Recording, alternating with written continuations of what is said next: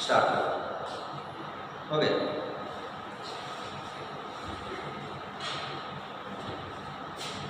नमस्कार बच्चों, जय श्री कृष्ण।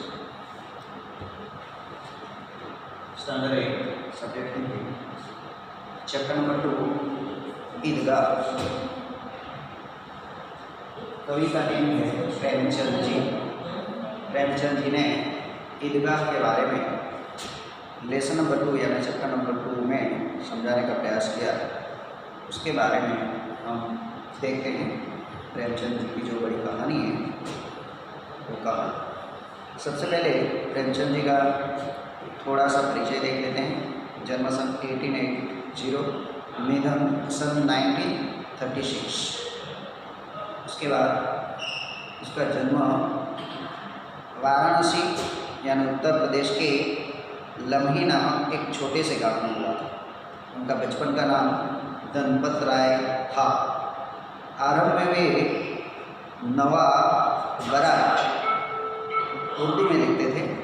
बाद में प्रेमचंद नाम से हिंदी में लिखने के लिए शुरुआत कर दी। मैट्रिक यानी स्टैंडर्ड 10 की उपाधि प्राप्त करने के बाद अध्यापक बने, किंतु गांधी जी के असहयोग आंदोलन में सक्रिय होने के लिए उन्होंने नौकरी त्याग दी। तो सबसे पहले बच्चों हमने प्रेमचंद जी का परिचय देखा। उसके बाद यहाँ पे ईदगाह यानी मुसलमानी लोगों का एक बड़ा त्यौहार है। खास करके हिंदू लोगों का बड़ा त्यौहार होता है दीपावली, होली, जन्माष्टमी, रक्षाबंधन। ये बड़ा हमारा हिंदू लोगों का त्यौहार होता है। उसी तरह मुसलमानी लोगों का भी एक बड़ा त्यौहार है ईदगाह। और ईदगाह की कहानी के बारे में, एक अमर प्रेम कहानी के बारे में प्रेमचंद जी ने जो बताई है वो कहानी हम यहाँ देखते हैं। तो ईदगाह प्रेमचंद जी की एक अमर कहानी है, बड़ी कहानी बनाई है प्रेमचंद जी ने। कहानी का बाल नायक हामिद, कहानी यानी स्टोरी का नायक है हामिद, अपने दोस्तों के साथ ईदगाह जाता है। ईदगाह का यहाँ पे हमने पहले से ही मीनिंग का राउंड आउट कर लिया है। ईद की नमाज पढ़ने की जगह, यानी मुसलमान लोगों रोज़ों रखने के बाद ईदगाह के दिन ईद पढ़ने के लिए जो मस्जिद में चले जाते हैं उसको ईदगाह की जगह कहते हैं। तो यहाँ पे कहानी का बाल नायक हामिद अपने दोस्तों के साथ ईदगाह जाता है। जब अन्य बच्चे खिलौने और मिठाइयाँ खरीदते हैं, हामिद अपनी बाल सहज इच्छाओं का दमन करके अपनी दादी अमीना के लिए चिमटा खरीदता है। हामिद अपनी सारी इच्छाएं नष्ट कर दी हैं, ख़त्म कर दी हैं और अपनी दादी अमीना के लिए वो चिमटा खरीदता है। वो क्यों खरीदता है हामिद, और क्यों नहीं उनकी जो ज़रूरियात है खिलौना मिठाई वो तो कहानी में देखने मिलेगी। लेकिन यहाँ पे जो प्रेमचंद जी ने बताया है कि अमीना के लिए वो चिमटा खरीदता है, उसमें दादी के प्रति प्रेम तथा उपयोगी चीज़ें खरीदने की विवेकपूर्ण बुद्धिमत्ता की प्रकटता की बात यहाँ पे बताई है। पाठ कमन बालक हामिद के त्याग, सद्भावना और विवेक को देखकर भावविभोर हो जाते हैं। तो प्रेमचंद जी ने यहाँ पे जो एक अमर प्रेम कहानी बताई है, इस कहानी का जो नायक है, मुख्य पात्र है जो हामिद है, हामिद ने अपने दोस्तों के साथ ईदगाह जाने के लिए तैयारी तो कर ली, लेकिन उनके पास खास करके पैसे नहीं थे। एक गरीब बच्चे हैं और वही बच्चे के लिए कुछ तो ज़रूरियात पूरी हो जाती है। फिर भी उन्होंने हामिद सारी इच्छाओं को दमन करने के बाद उन्होंने अपनी दादी माँ के लिए चिमटा खरीदते हैं। और चिमटा खरीदने के बाद यहाँ पे प्रेमचंद जी ने हमारे तक उन कहानी के माध्यम से यो ही यानी यही मैसेज देते हैं, पास करते हैं कि सद्भावना, त्याग और विवेक जैसी बुद्धिमत्ता जो बच्चे में हो तो बच्चे कहीं से कहीं आगे निकल जाते हैं। ऐसी कहानी में जो तथ्य है, तथ्य रखा है प्रेमचंद जी ने, जो वहाँ तक यानी हमारे तक पहुँचाने में उन्होंने प्रयास किया है। तो देखते हैं प्रेमचंद जी की एक जो कहानी है, बड़ी कहानी है, वो कहानी के बारे में डिस्कस करते हैं, चर्चा कर लेते हैं। देखो बच्चों, सबसे पहले ईदगाह यानी नमाज पढ़ने के लिए जो एक खास प्रकार की जगह, उसको ईदगाह कहते हैं। उसका बड़ा टाइटल यहाँ बताया है। उनका जो भी तथ्य हो, मीनिंग हो, महत्व हो, उसके बारे में हम सब लोग जानते हैं। फिर भी पवित्र रोज़ा रखने के बाद जब मुसलमानी लोग ईदगाह पढ़ने के लिए जो जगह पर चले जाते हैं, उसका वो जगह है वो ईदगाह, यानी उन टाइटलों के माध्यम से हमें ये स्टोरी बताने का प्रयास किया है प्रेमचंद ने। तो सबसे पहले हमने शब्दार्थ के माध्यम से, शब्दार्थ यानी मीनिंग को काउंट डाउन करने का है, लिखने का है। ईदगाह यानी ईद की नमाज पढ़ने की जो जगह होती है, उसका मीनिंग ये होता है। और टाइटल ये है हमारा शानी, यानी चारे की सामग्री जो खाने में शान कर पशुओं को खिलाई जाती है। चारों के साथ यानी पशुओं को जो खाने में देते हैं, उनके साथ पानी में मिलाकर दिए जाने वाली सामग्री। उसके बाद कुबेर, सबको पता है कुबेर यानी धन का देवता, बड़े पैसे वाले को भी कुबेर कहते हैं। उसका मीनिंग भी ये होता है। अनगणित यानी बहुत अधिक, सबसे ज़्यादा, सेकंड मीनिंग सबसे ज़्यादा भी कह सकते हैं। अलग अलग वर्ड, अलग अलग शब्दों का अलग अलग मीनिंग निकलते हैं।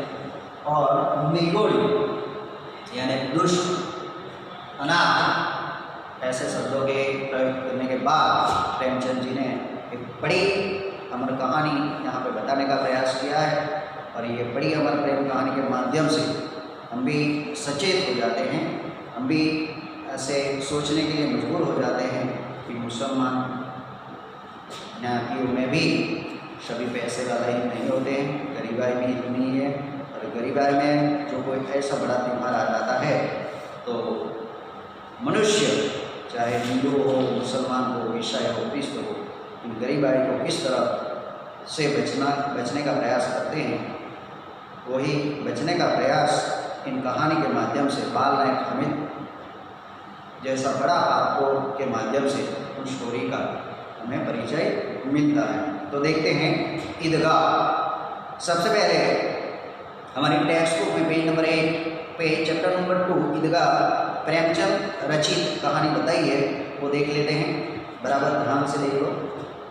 यही मुखपुष्ट चित्र में दो बच्चे आपस में गले मिलते हैं, यानी ईदगाह की बधाई देते हैं। ईदगाह का बड़ा त्यौहार आता है। 30 दिनों के बाद, रोज़ा रखने के बाद नमाज पढ़ने के लिए ईदगाह की जगह पे चले जाते हैं, मस्जिद में चले जाते हैं। वहाँ नमाज पढ़ने के बाद जो आपस में एक दूसरे को प्रेम से गले मिलते हैं और प्रेम और भाईचारा की जो बात करते हैं, वही चित्र यहाँ पे प्रेमचंद जी ने बताने का प्रयास किया है। हमने टेक्स्ट बुक के माध्यम से देखे हैं। ओके, तो यहाँ पे भाईचारा की बात भी बताई है। रमजान के पूरे 30 रोजे के बाद आज ईद आई है। चाहे छोटे हो, बड़े हो, मध्यम वर्गीय हो, एज में कोई भी हो, पूरे 30 रोजे रखने की जिम्मेदारी रखने का प्रयास करते हैं और रखते हैं। तो एक प्रकार का आध्यात्मिक प्रभाव मुसलमानी लोगों में पड़ता है और वही प्रभाव के माध्यम से वो कहते हैं कि ईश्वर के समीप हमें जाने का प्रयास किया है। तो ऐसे ही स्टोरी यहाँ पे बताने का प्रयास किया प्रेमचंद जी ने। रमजान के पूरे 30 रोजे के बाद ईद आती है और कितना मनोहर, कितना सुहावना प्रभाव, खास करके हमारे हिंदू ज्ञाति में भी बड़ा त्यौहार दीपावली जैसा जो आता है तो हमें में भी पहले एक वीक पहले ही तैयारी करने के लिए शुरुआत कर देते हैं। उसी तरह 30 रोजे यानी उपवास रखने के बाद ईदगाह जैसा बड़ा त्यौहार मुसलमानी लोगों का आता है, तो उसको भी लगता है कि यह त्यौहार बड़ी ढंग से यानी बड़ी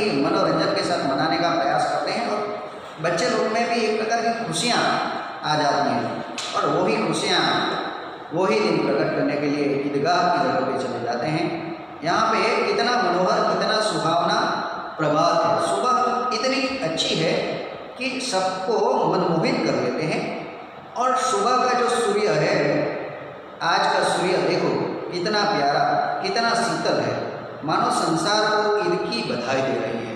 सारी सृष्टि आज दिन ईद को बधाई देने के लिए आ गई है। सूर्य को देखो कितना अच्छा है, कितना प्यारा है, कितना शीतल भी है। ऐसा लग रहा है कि ईद की बधाई देने के लिए ये सभी सृष्टिजन लोग आ गए हैं। ईदगाह जाने की तैयारी सारे गांव वालों लोगों ने कर ली है। किसी ने कुर्ते में बटन नहीं है तो पड़ोस के घर में सुई धागा लेने दौड़े जा रहे हैं। बच्चे लोग के पास अलग अलग वस्तुएं नहीं हैं, किसी के कुर्ते में बटन नहीं है तो पड़ोस के घर में सुई धागा लेने के लिए चले जाते हैं। किसी के पास जूते कड़े हो गए, पुराने हो गए, तो उसमें तेल डालने के लिए तेली के पास भागा जाते हैं, पॉलिश करने के लिए भागा जाते हैं। जल्दी जल्दी बैलों को सानी पानी दे रहे हैं। पहले बहुत पुरानी स्टोरी बताने का प्रयास किया है प्रेमचंद जी ने, और बैलों में खास करके अभी बड़ी अत्याधुनिक गाड़ियाँ आ गई हैं, लेकिन पहले के ज़माने में सब बैलों की गाड़ी लेकर जाते थे। तो बैलों को सानी पानी यानी खुराक दे रहे हैं। ईदगाह से लौटते लौटते दोपहर हो जाएगा। 30 कोस यानी 30 माइल यहाँ से पैदल रास्ते जाना पड़ेगा। फिर सैकड़ों आदमियों से मिलना और बैठना भी होगा। दोपहर के पहले लौटना असंभव है। लड़के सबसे ज़्यादा प्रसन्न हैं। किसी ने एक रोज़ा रखा है, वह भी दोपहर तक, किसी ने वह भी नहीं, लेकिन ईदगाह जाने की खुशी उनके हिस्से की चीज़ है। रोजे बड़े बूढ़े के लिए होंगे, इनके लिए तो ईद ही है। रोजे ईद का नाम रटते थे, आज वह आ गई। अब जल्दी पड़ी है कि लोग ईदगाह क्यों नहीं चलते। उनकी अपनी जेबों में तो कुबेर का धन भरा हुआ है। बार बार जेबों में से अपना खजाना निकल कर गिनते हैं और खुश होकर फिर रख देते हैं। महबूब गिनता 1, 2, 10, 12, उसके पास 12 पैसे हैं।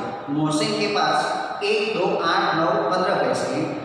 अनगिनत पैसों से अनगिनत चीज़ें लाएंगे, खिलौना, मिठाई, गेंदे और जाने क्या क्या। और सबसे ज़्यादा प्रसन्न हामिद है, गरीब, सूरत, दुबला पतला लड़का जिसका बाप गत वर्ष ही हैजे की भेंटे हो गए। फिर एक दिन माँ भी मर गई। अब हामिद अपनी बूढ़ी दादी अमीना की गोद में ही और उतना ही प्रसन्न से वो रहते हैं। देखो यहाँ तक की स्टोरियों में सब ईदगाह जाने की गांव वाले लोगों ने तैयारी कर ली है। सब धन कुबेर जैसे लोग हैं, सभी के पास बहुत सारे पैसे हैं। यहाँ पे 2 बच्चे का नेम भी बताया है। एक बच्चे का नाम बताया है महबूब, उसके पास 1, 2, 10, 12 पैसे हैं। मोहसिन के पास भी 1, 2, 8, 9, 15 जैसे पैसे हैं। वो सारे पैसे लेकर गांव वाले ईदगाह की जाने के लिए तैयारी कर ली है, लेकिन सभी के पास जो पैसे हैं वही पैसे हामिद के पास नहीं है, क्योंकि हामिद का बाप गत वर्ष ही हैजे जैसी एक बड़ी बीमारियों से मर गए थे और माँ भी ईश्वर को प्यारी हो गई थी। इसलिए हामिद अकेला हो गया था और वो दादी अमीना के साथ इतना ही फिर भी प्रसन्नता से रहते हैं। सभी ने रोजे रखे हैं और बड़े लोग ने रोजे रखे हैं। इसके लिए ईदगाह का जो महत्व है, इतना ही महत्व बच्चे लोग को भी है, क्योंकि ईदगाह क्या है, उपवास क्या है, रोजे क्या है, उसके बारे में बच्चे लोग को फिर भी ईदगाह एक बड़ा त्यौहार है। उसकी खुशी और प्रसन्नता के लिए वो रोज़े के बारे में जानकारी नहीं हो सके, फिर भी ईदगाह जाने के लिए वो तैयारी करते हैं। और ये सारी कहानियाँ यहाँ पे बताने का प्रयास प्रेमचंद जी ने बड़ी अच्छी ढंग से किया है। थोड़ी सी कहानी और देख लेते हैं। हामिद के पाँव में जूते नहीं हैं, सिर पर एक पुरानी टोपी है जिसका गोटा काला हो गया है, फिर भी वह इतना ही प्रसन्न है। हामिद के पास बिल्कुल कुछ भी नहीं है, फिर भी सभी बच्चे जितने प्रसन्न हैं इतना ही प्रसन्न हामिद भी है। अभागिनी अमीना अपनी कोठरी में बैठी रो रही है। हामिद की दादी माँ कोठरी में बैठी बैठी रो रही है और सोच रही है आज ईद का दिन और उसके घर में दाना पानी नहीं है। इस अंधकार और निराशा में वह डूबी जा रही है। किसने बुलाया था इस निगोड़ी ईद को? वो बैठी बैठी कोठरी में सोच रही है इस ईद को किसने बुलाया, क्योंकि हमारे पास तो बिल्कुल भी दाना पानी नहीं है। और ऐसे निगोड़ी का मीनिंग यहाँ पर बताने का प्रयास किया है, दुष्ट यानी अनाथ। ऐसा बड़ा त्यौहार को बुलाने की ज़रूरत नहीं थी, यानी ऐसा बड़ा त्यौहार आना ही नहीं चाहिए, क्योंकि हमारे पास तो बिल्कुल दाना पानी नहीं है, हम क्या करेंगे। ऐसे बारे में ऐसी बातें सोचकर वो अंधेरी कोठरी में बैठी है। आगे देखते हैं। अमीना का दिल कचोट रहा है। गांव में बच्चे अपने अपने बाप के साथ जा रहे हैं। हामिद का बाप अमीना के सिवाय और कोई नहीं है, उसे कैसे अकेले जाने दे। उस भीड़ भाड़ में बच्चा कहीं खो गया तो क्या होगा? नहीं, अमीना उसे यूँ न जाने देगी। नन्ही सी जान 3 कोस चलेगा कैसे? पूरे में छाले पड़ जाएंगे, जूते भी तो नहीं हैं। कुल 2 आने पैसे बच रहे हैं। 3 पैसे हामिद की जेब में थे, 5 अमीना के बटुए में थे। यही तो विसात है और ईद का त्योहार है।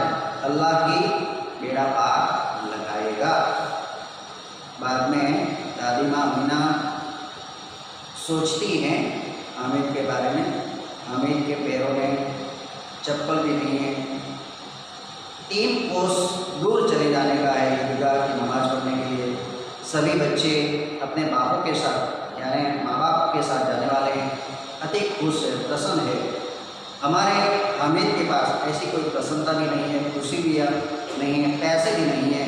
और ऐसे बड़े त्यौहार में त्यौहार मनाने के लिए, नमाज पढ़ने के लिए हामिद भी जाने के लिए तैयारी कर रहे हैं। तो उनकी दादी माँ बड़ी दुख में डूब गई है कि अभी हामिद को हम किस तरह समझाने का प्रयास करेगा कि हमारे पास पैसे नहीं हैं। फिर भी हामिद के जेब में 3 पैसे थे और अमीना यानी दादी माँ के पास 5 पैसे थे। उन पैसे को लेकर हामिद भी पुराने जूते, पुराने कपड़े, पुरानी टोपी पहनकर, वो भी अपने बच्चे जो धन कुबेर के बच्चे जो जितने प्रसन्न हैं उतनी प्रसन्नता के साथ वो भी ईदगाह जाने के लिए तैयारी कर ली थी। आगे देखते हैं। हामिद भीतर जाकर दादी से कहता है, तुम डरना नहीं अम्मा, मैं सबसे पहले जाऊँगा। गांव से मेला चला और बच्चों के साथ हामिद भी जा रहा था। कभी दौड़कर आगे निकल जाता था, फिर किसी पेड़ के नीचे खड़े होकर साथ वालों का इंतजार करता था। हामिद के पैरों में तो जैसे पर लग गए थे, वह कभी थक सकता नहीं था। बड़ी बड़ी इमारतें आने लगी। वह अदालत है, वह कॉलेज है, वह कलाघर घर है। आगे चले, हलवाई वाली दुकानें आई, आज खूब सजी हुई थी। इतनी मिठाइयाँ कौन खाते हैं, कौन न। एक एक दुकान पर मनोहोगी। सहसा ईदगाह नजर आई। इमली के घने वृक्षों की छाया है, नीचे पक्का फर्श है, उस पर जाजिम बिछा हुआ है। रोजेदारों की पंक्तियों एक के पीछे एक न जाने कहाँ तक चली गई है। यहाँ कोई धन और पद नहीं देखता।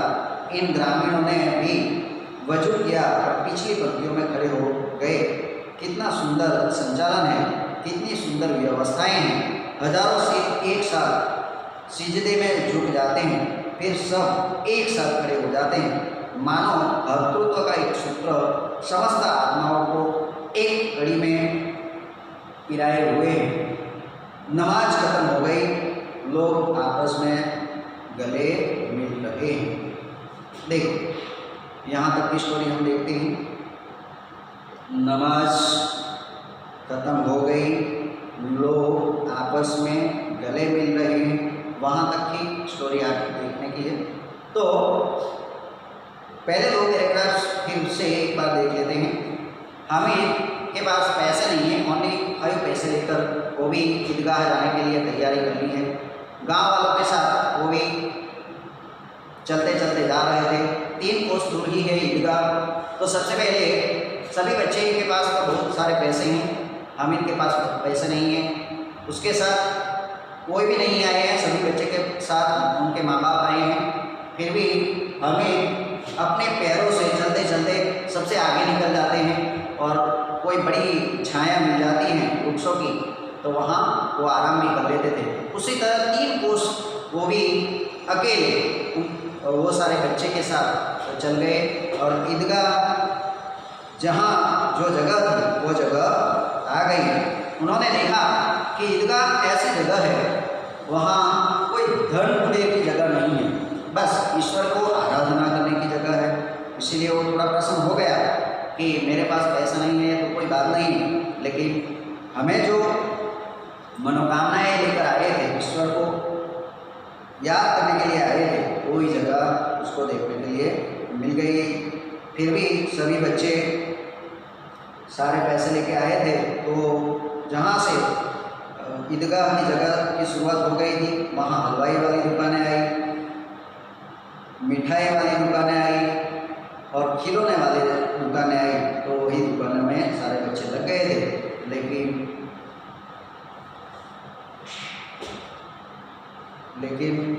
हमें ये दुकानों में नहीं गए और सीधे ईदगाह की जगह पे गए। तो वही स्टोरी यहाँ पे हमने देखी है कि ईदगाह की जो बड़ी खुशियाँ हैं, मुसलमान लोगों की जो बड़ा त्यौहार है, वही त्यौहार की आधी कहानी हमने यहाँ तक देखी है। नमाज खत्म हो गई तो लोग आपस में गले मिल रहे थे, वही कहानी तक हमने आज देखी। Thank you.